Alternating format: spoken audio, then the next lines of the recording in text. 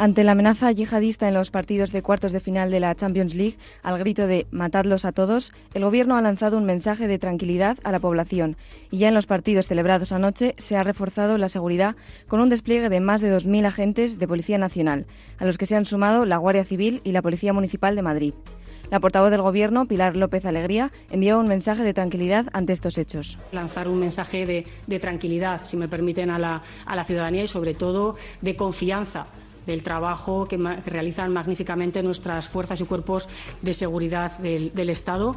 Para hablar de todo ello, charlamos ya con Javier Porras Belarra, doctor en Estudios Europeos y profesor de Derecho Internacional, Público y Relaciones Internacionales en la Universidad CEU San Pablo. Buenos días, Javier. Hola, buenos días. Un placer estar con ustedes. Sabemos que Europa es un objetivo recurrente en los ataques terroristas. Lo hemos visto más de una vez, en París, Londres y aquí en Madrid, con el 11M. ¿Cuál cree que es el papel de la Unión Europea en la prevención y gestión de estos ataques? Bueno, por desgracia, la amenaza terrorista es latente y constante. Es decir, no se trata de una amenaza puntual, más allá de mensajes como el que escuchamos ayer, sino que por experiencia sabemos, porque además así nos lo han hecho saber, ¿no? En este caso el ISIS, es el principal promotor de esta amenaza terrorista, que no van a cesar, ¿no? en su hostigamiento hacia los valores que representa la Unión Europea, lo que representa Occidente en general y en particular la Unión Europea. Dicho esto, claro, aquí hay dos tipos de acciones, dentro de nuestras fronteras y fuera de nuestras fronteras. Fuera de nuestras fronteras, pues es una cuestión de soberanía, por lo tanto nuestra intervención es muy limitada. Lo que podemos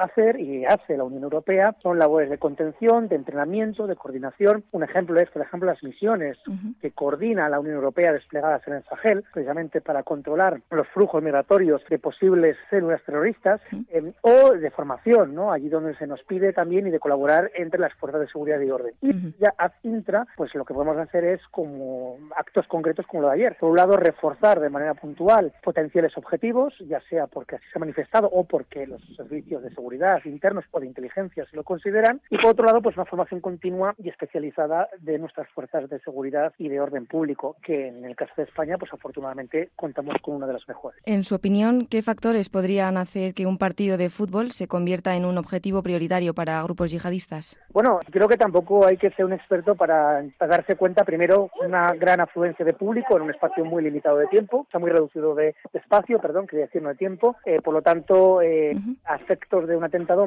perdonen que utilice esta expresión, ¿no? Pero creo que lo van a entender, máxima rentabilidad, es decir, con un ataque muy pequeño, pues la desgracia es exponencial. Y luego, por supuesto, también la repercusión mediática. Recordemos que el fin del terrorismo no es solamente llevar a cabo acciones criminales directas, es decir, acabar con la vida de una persona o de un grupo de personas, sino también lanzar un mensaje de miedo. Y claro, en este caso se conseguía el doble objetivo. Insisto, tanto por los resultados directos de las muertes que se podrían producir, como por, desde luego, la repercusión mediática que puede tener a cabo. Profesor, le saluda ya mi compañera Elena Esquivel. Hola Javier, ¿qué tal? Un placer, Elena, muy buenos días. Tras esta amenaza surgen muchas dudas. Por ejemplo, ¿cuál es o podría ser el modus operandi de los grupos yihadistas en ataques en un evento deportivo como este?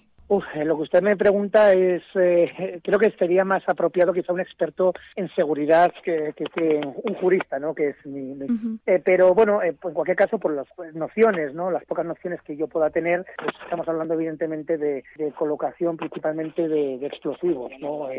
Claro, ¿cómo colocarlos? Pues ahí está la labor de prevención. Evidentemente, después del despliegue que vimos ayer, muy acertado, y eso es lo que tiene que transmitirnos una cierta tranquilidad.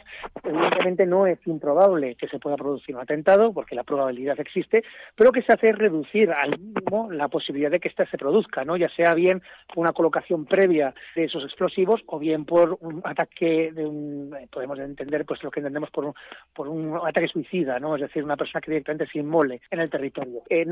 Insisto, no es imposible, pero desde luego se reducen muchísimas posibilidades ante las fuertes controles en las inmediaciones, pero también en el despliegue que se lleva a cabo en todo el entorno urbano. Y en su opinión, no sé si piensa que este tipo de amenazas van a ser una tónica general y cada vez más habitual en este contexto de crisis internacional tan complicado como en el que nos encontramos. Pues como comentábamos al principio, por desgracia, no es una situación novedosa en absoluto, es una situación que es verdad que se ha visto agudizada quizá en los últimos, podríamos decir, en la última década, sí, los últimos 8 o 10 años, pero por desgracia es con la que tenemos que convivir, porque si bien no es nuestro deseo bombardeo, como hemos dicho, sabemos que, vamos a ver, el ISIS, y esto es público, quiero decir que a nuestros oyentes pueden localizarlo fácilmente en Internet, no te quise irse a la Internet profunda ni nada parecido, pero entre los documentos fundacionales del ISIS figura pues acabar con Occidente, literalmente, ¿no? Es decir, atacar todo aquello que sea fuera, ¿no?, de su entendimiento de la expansión del Islam.